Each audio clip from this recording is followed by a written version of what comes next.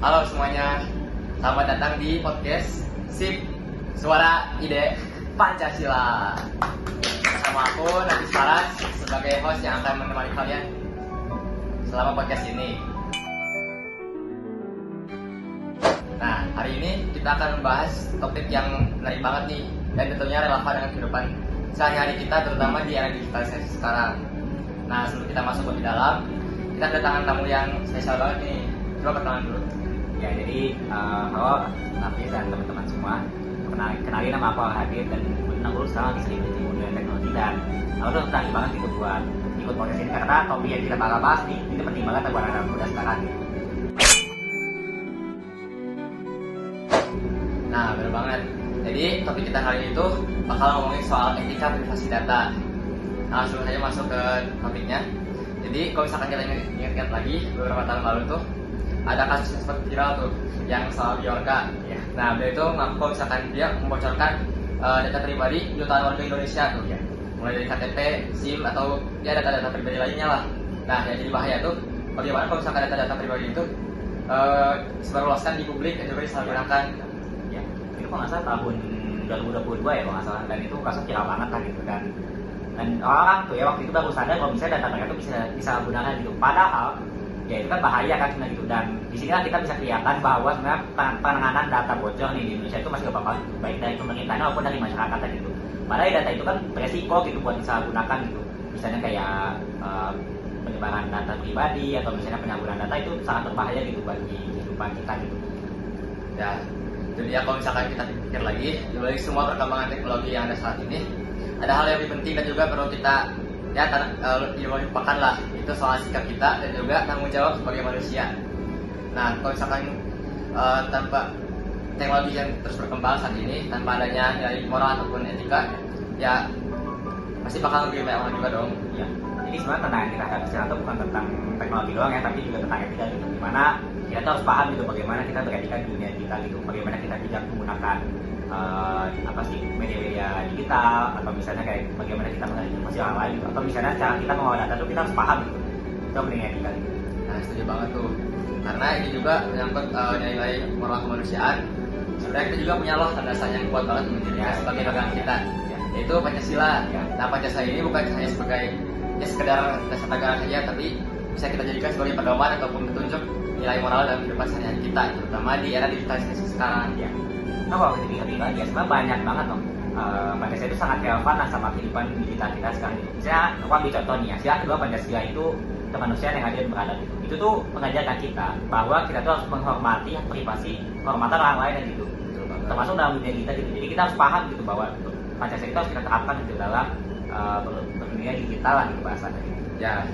Nah, jadi alasan kita ngobrol saat ini itu bukan cuma karena teknologi yang semakin seiringnya zaman semakin canggih gitu, tapi juga karena kita perlu mengingat lagi soal nilai kemanusiaan itu. Iya, betul. Makanya kita tuh harus punya bahasanya, kalau aku mah panduan lah gitu, satu panduan di mana kita tuh ketinggalan arah gitu di dunia digital yang pada dasarnya selalu berkembang dan berubah. Nah, betul tuh. Jadi obrolan kita hari itu punya tujuan yang sebenarnya penting banget untuk meningkatkan kesadaran masyarakat soal pentingnya privasi data pribadi, terus menanamkan etika digital yang bertanggung jawab, dan juga memperkuat keamanan data pribadi kita. Nah, jadi gak usah lama-lama lagi, kita masuk ke inti pembahasannya. Oke, setelah kita bahas sedikit soal kesadaran digital dan juga kaitannya dengan nilai-nilai Pancasila, sekarang aku pengen ngajak kamu ngobrol lebih dalam lagi lah.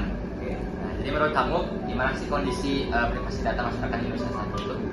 Aduh, gimana ya kalau bisa bicara itu sangat mengkhawatirkan. Contoh ya, tahun 2022 aja tuh ada 1,3 miliar data orang Indonesia tuh yang bocor gitu di internet, dan itu bicara bukan tentang instansi pemerintah aja gitu, tapi misalnya kayak swasta, bahkan semuanya pokoknya bocor kan semuanya gitu, jadi bahaya banget kan. Nah, di tahun 2020 juga ada namanya lembaga riset kalau nggak salah namanya Substat, itu mengatakan bahwa Indonesia itu adalah negara paling banyak bocor data di Asia gitu, dengan lebih dari 21 juta ada pembajakan email. Itu bahaya banget kan sebenarnya. Ya, dari situ aja sebenarnya kita sudah bisa nyimpulin ya kalau misalkan sistem perlindungan data itu sebenarnya masih belum sepenuhnya aman, dan kesadaran masyarakat soal pentingnya jaga data pribadi juga masih rendah. Ya, jadi penting banget lah gitu kalau misalnya kita paham bahwa ini tuh bahaya banget. Dan banyak orang tuh kayak gimana ya, masih dengan nyantainya gitu ngasih data kayak misalnya data KTP lah, data alamat rumah lah, pribadi mereka tuh pintar gitu tanpa mereka tuh paham resiko apa yang sedang mereka hadapi gitu. Nah ya, nah sekarang kalau misalkan dari sisi etika itu sendiri, menurut kamu prinsip apa sih yang paling penting gitu untuk dijaga dalam mengelola data pribadi kita? Kalau misalnya bicara prinsip ya, menurut aku ada dua yang penting banget. Pertama itu tanggung jawab, kedua itu tentang transparansi. Nah, jadi si pengelola data itu, baik perusahaan, guna atau misalnya apapun lah itu, mereka tuh harus kayak secara jujur nih beritahu pengguna nih data mereka tuh dipakai buat apa gitu. Dan bahkan sebelum itu mereka tuh harus minta izin dulu ke pihak yang bersangkutan kalau misalnya mereka mau ngambil data gitu. Jangan sampai nih mereka tiba-tiba asal ngambil data aja gitu. Kalau misalnya mereka tiba-tiba ngambil data ya berarti secara tidak langsung nih itu berarti melanggar sila kedua Pancasila gitu. Mereka tidak menghargai hak martabat orang lain terkait data mereka gitu sebenarnya. Ya, sekarang aku juga mau bahas hal-hal yang sering muncul nih soal big data. Banyak perusahaan saat itu menggunakan big data untuk analisis ya perilaku para penggunanya. Ya. Tapi kalau misalkan hal itu nggak transparan, pasti ada risikonya juga dong. Nah, jadi menurut kamu itu sendiri ada nggak sih kayak risiko tentang penggunaan big data yang tidak transparan? Ya kan tadi big data itu kan bicara tentang data yang sangat besar gitu. Dimana contoh nih ya, misalnya kalau kita bicara tentang daerah mungkin data KTP kan itu berarti data yang sangat besar, dimana kalau misalnya si penggunaan ini buat apa nggak transparan bakal pakai hal itu. Dan kalau bicara itu ya gede banget sebenarnya gitu. Contoh nih, itu bisa dipakai buat manipulasi perilaku gitu. Kayak misalnya di internet itu bakal nampilin konten yang menjurumuskan si pengguna pemilik data itu ke hal-hal atau pandangan-pandangan tertentu gitu. Dimana itu bahaya banget. Oh gitu. Jadi sebenarnya kayak ada nggak sih kasus nyatanya? Kalau kasus nyatanya tuh pernah kejadian di Amerika Serikat, ada skandal namanya tuh Cambridge Analytica.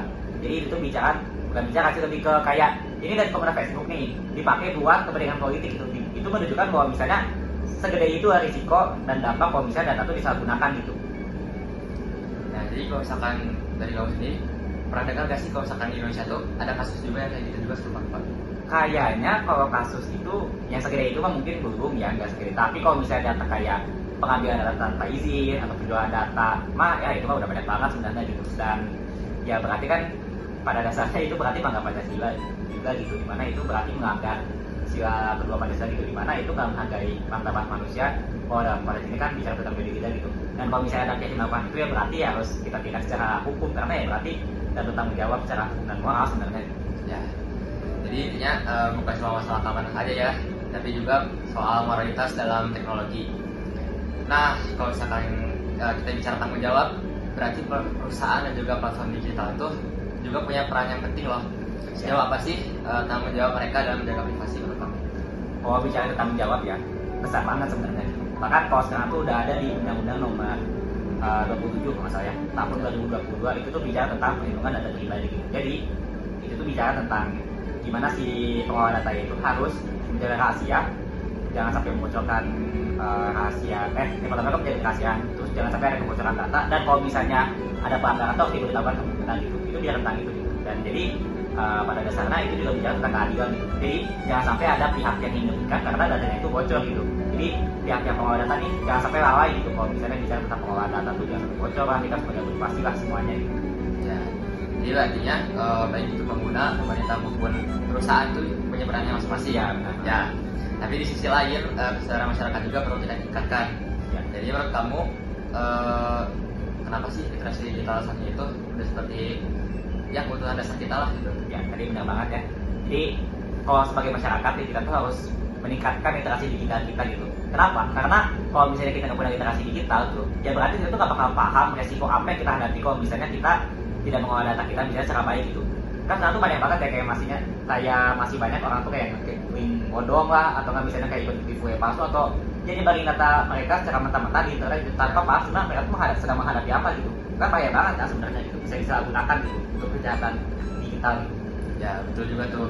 Jadi etika privasi data itu sebenarnya penting banget ya. Ya. Bukan cuma soal teknologi, tapi juga tentang bagaimana cara kita itu menerapkan nilai-nilai Pancasila dalam kehidupan digital. Ya, jadi pokoknya kita tuh harus benar-benar menerapkan nilai-nilai Pancasila ke dalam kehidupan dunia digital kita gitu. Tadi menjaga privasi kita atau sama orang lain juga, dan juga kita misalnya kalau misalnya kita sebagai sebuah perusahaan nih, kita tuh harus adil, dimana kita nggak boleh sampai merugikan penggunanya gitu. Gitu sih. Ya betul banget Hadir. Jadi seru banget pokoknya obrolan kita hari ini tuh. Jadi tadi kita udah banyak hal. Kalau aku simpulin dari awal sampai akhir, intinya dari semuanya itu cuma satu, yaitu di era kita saat ini kita butuh pegangan moral yang kuat, dan juga Pancasila bisa jadi pedoman kita yang membimbing kita buat tetap hidup sebagai manusiawi di tengah harus teknologi saat ini. Iya, kan pada akhirnya kan teknologi itu cuma alat ya. Jadi itu tuh di bagaimana kita menggunakan si alat itu. Jadi kita tuh harus benar-benar mengimplementasikan nih nilai Pancasila ke dalam kehidupan dunia itu. Tadi udah dibahas tadi, bicara tentang tanggung jawab, menghormati orang lain, dan lain-lainnya gitu lah. Dan ya semoga lama-lama ke depannya sih orang tuh bisa lebih kritis dan bisa lebih paham gitu apa yang mereka lakukan di dunia kita juga, sampai ada kejadian-kejadian kebocoran data lagi lah gitu apa rumah internet. Ya setuju banget, karena misalkan menjaga soal privasi data itu bukan cuma tugas ya pemerintah atau perusahaan digital juga ya, tapi kesadaran masing-masing juga, dan juga tanggung jawab kita sebagai ya warga di dunia digital yang baik. Kita bisa mulai dari hal yang kecil, kayak nggak sembarangan tadi seperti yang Anda sebutkan, nggak isi data di situs yang nggak jelas, terus nggak salah klik yang bodong, dan juga selalu cek di aplikasi yang kita pakai.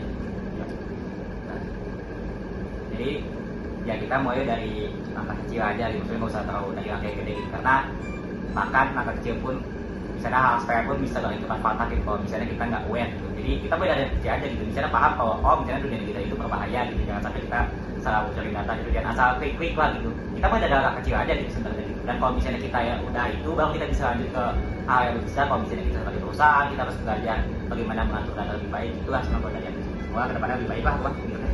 Ya amin. Keren banget Hadid, terima kasih banyak udah ngobrol, udah datang juga hari ini. Banyak hal banget yang bisa kita ambil, terutama soal bagaimana Pancasila itu bisa tetap relevan dalam kehidupan sehari-hari kita, terutama di era digitalisasi sekarang. Ya gimana ya, terlalu banget aku datang ke podcast ini. Ya semoga kedepannya kita bisa ketemu lagi lah gitu. Ya amin. Dan mungkin cukup sekian dari podcast kami. Terima kasih bagi semuanya yang sudah mendengarkan dari awal sampai akhir. Sampai jumpa di episode selanjutnya.